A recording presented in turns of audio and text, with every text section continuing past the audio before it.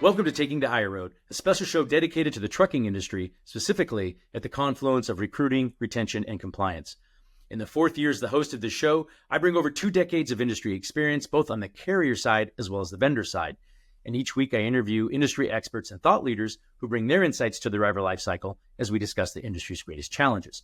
I always appreciate your feedback, good or bad. Don't forget to leave a rating and a review. I'd also like to thank and highlight the show's valuable sponsors. Their dedication and commitment to the industry and to the show is greatly appreciated. If you're interested in being a sponsor of the show or joining me for an interview, please email Jeremy at takingthehigherroad.com.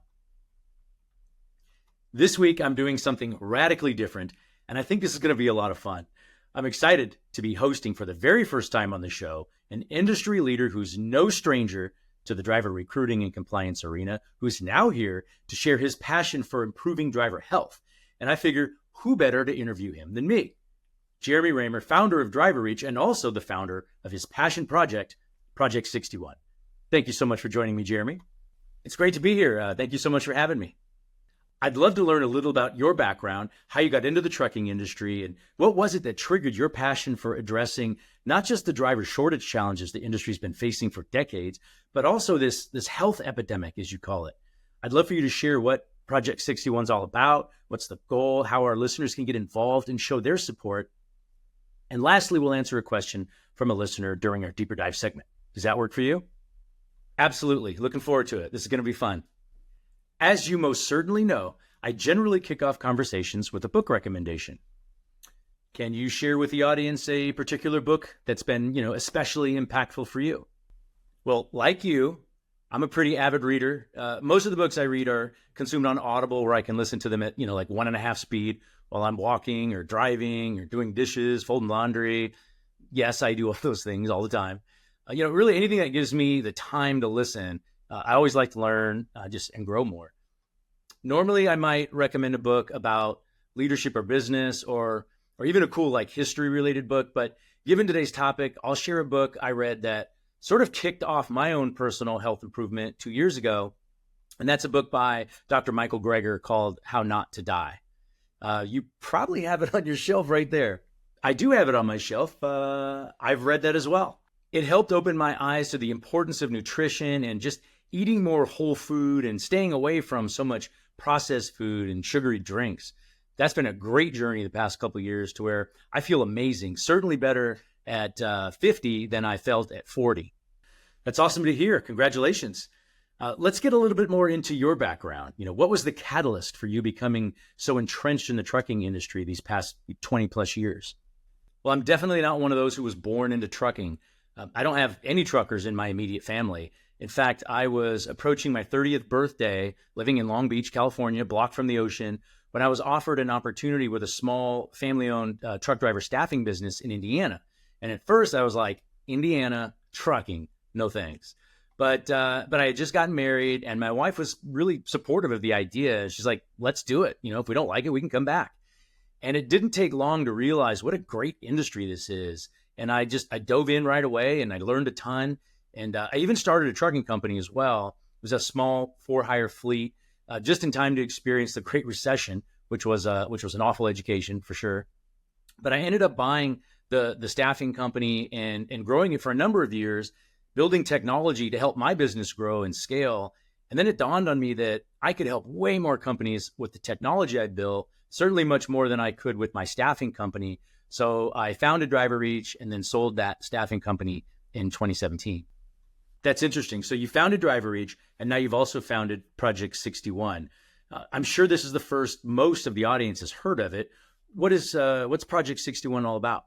So Project 61 is a movement to really address what is an awful and alarming statistic, and that's the fact that the average life expectancy of a CDL driver is 61 years old.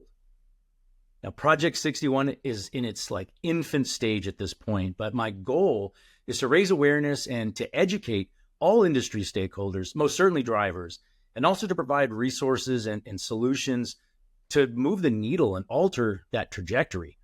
A life expectancy of 61 is just entirely unacceptable, in my opinion. We're letting our drivers down by not supporting them properly. And we all know how important truck drivers and this industry is to our economy. So, companies spend tens and hundreds of thousands of dollars to care for their equipment, their rolling stock. But the most valuable asset, the driver, is left to fend for themselves with poor access to healthy food or little to no opportunity for movement or exercise, and just poor or inconsistent sleep. We have to do better for them. We got to stop looking away. And it starts with education and awareness, just understanding how critical this is. But then we've got to make it easy for them to make better decisions, to get the proper nutrition and exercise and sleep, to take steps to improve their mental health, just in order to live a longer, healthier life. I couldn't agree with you more. I know there are a number of companies in the industry that provide, health and wellness services, and you probably partner with them, with Project 61. Why do you think this hasn't been a bigger deal, and why hasn't there been more traction around this issue? Candidly, I think it's been easier to just look away. Perhaps many of us have heard this before, but have just gotten numb to it. The reality is we must recognize and address the fact that one of the largest and most important industries in America also has one of the worst life expectancies. But it's the right thing to do. And there are tons of legitimate ROI case studies on the merits of incorporating, health and wellness programs, especially the ones designed specifically for drivers. Savings in insurance costs, work comp, more productivity, loyalty, morale, just improved driver retention, and so on. But one of the challenges companies face is, one, they have to make it easy, right? You got to make it as easy as possible for the driver. And two, I know they struggle with getting enough adoption with their drivers, and sometimes end up just nixing the program altogether.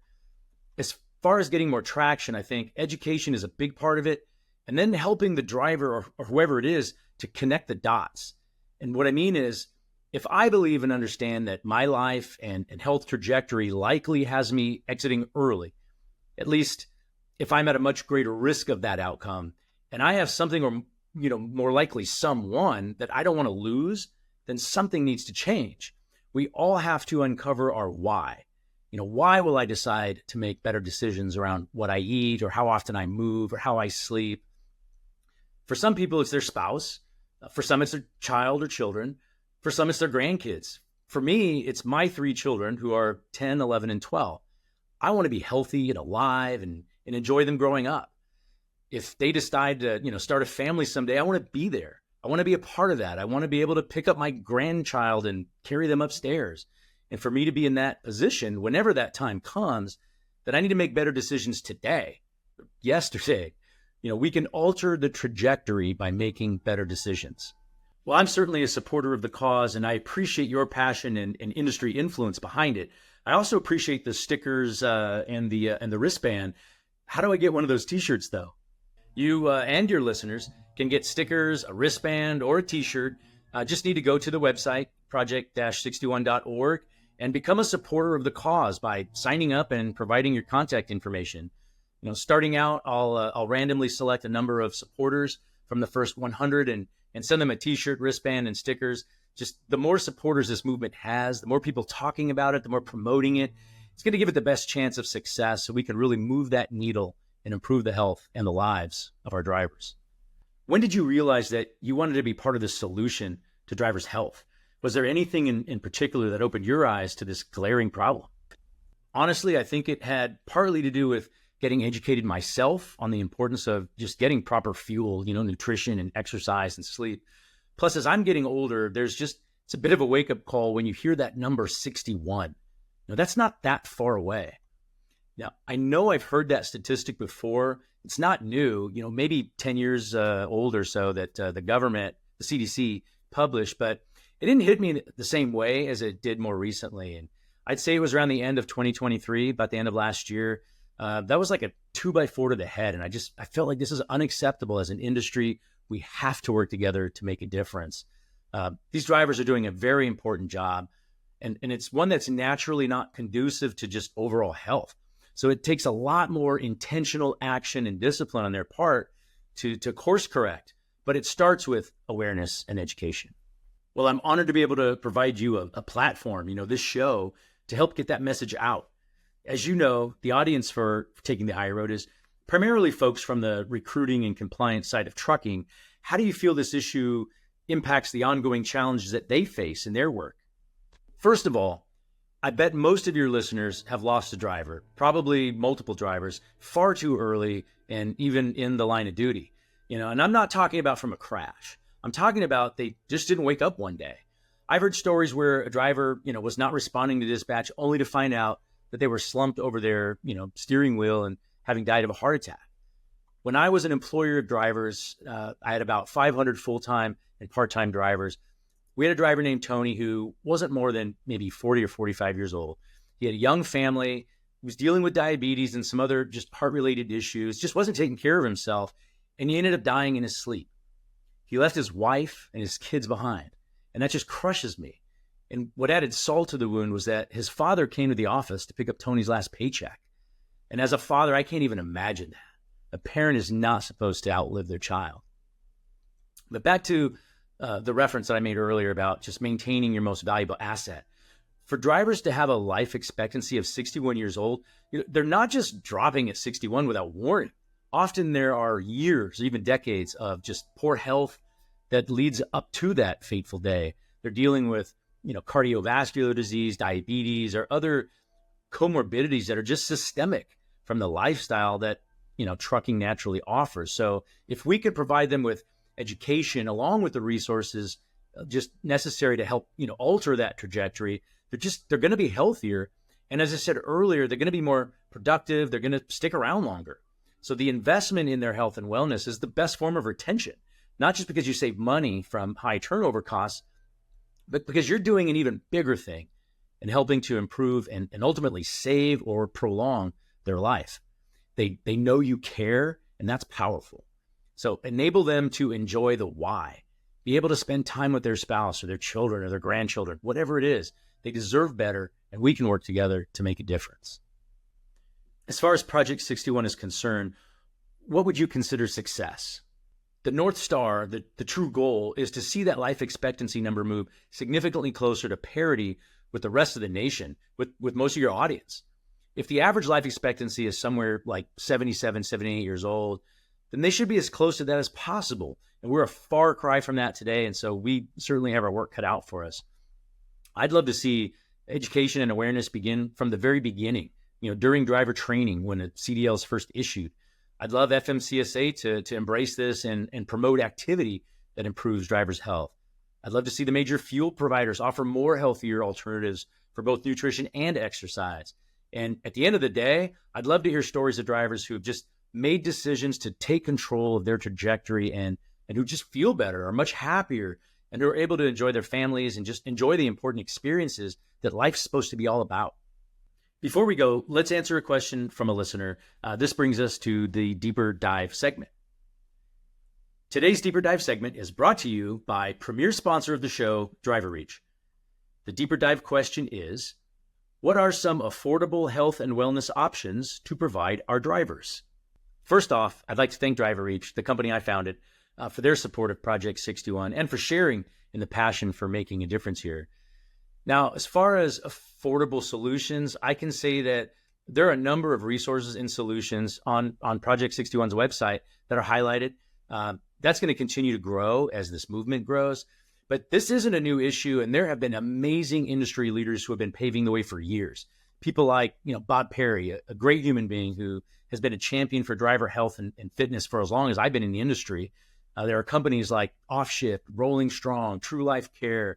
Some of them have been sponsors of your show. They've been interviewed on your show. They're working, on making a difference. And I hate to drop names because, I don't want to leave anyone out, but I encourage your listeners to visit project-61.org and become a supporter so they can receive regular updates on programs, initiatives, and other resources as they're made available. I know we've shared this throughout, but what's the best way for listeners to find you and inquire about the possibility of partnering with Project 61? The best thing to do is visit project-61.org and become a supporter of the cause. All you need to do is provide your contact information and you'll be able to support the mission. You can easily find me on LinkedIn and at various trucking industry events throughout the year. Thank you so much for joining me, Jeremy. This has been a lot of fun. I'm a big supporter of the work you're doing, and I agree that this is a major problem in the industry that's critical to improve. Hopefully you can join me again and update everyone on the progress that you're making. Thank you very much. And thank you for taking the higher road with me. Once again, special thanks to the sponsors of the show. We really appreciate you. If you're interested in being a sponsor or joining me for an interview, please email Jeremy at takingthehigherroad.com. Until next time, thank you for taking the higher road.